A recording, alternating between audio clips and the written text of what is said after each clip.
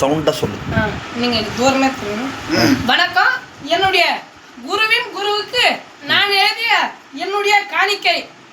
ஐயா, நீங்கள் என் குருவுக்கு குருவானவரே, என் தாய் தமிழுக்கு தாயுமானவரே.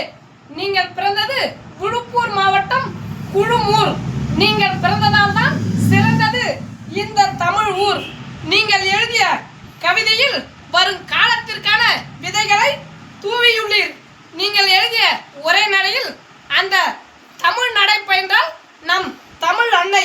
நீங்கள் எழுதிய சனங்களின் கதையும் படிமமற்ற வெற்று கவிதையும் போதும் உங்கள் புகழ் பேச. உங்கள் வார்த்தைகளில் அந்த கங்கை மட்டுமல்ல, இந்த தமிழ் மங்கையும் கட்டுப்படும். உங்கள் விரலாசைவில் அந்த வானத்து நட்சத்திரமே தட்டுப்படும்.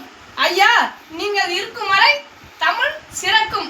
நீங்கள் சென்ற பின்பாடு உங்கள் பாதம் தொட்டு நாங்கள் அந்த தமிழை சிறப்பிப்போம். ஐயா எனக்காக கொடுத்த அன்பளிப்பு நூலகம் என்றும் ஐயாவின் பாதம் தொட்டு இந்த தமிழ் சிறக்க என்னால் முடிந்த அளவு நான் பாடுபடும் என்று உறுதியளிக்கிறேன். நல்லது. ஐயோ, ஓகே. படி பொறுமையா படி. அவருக்கு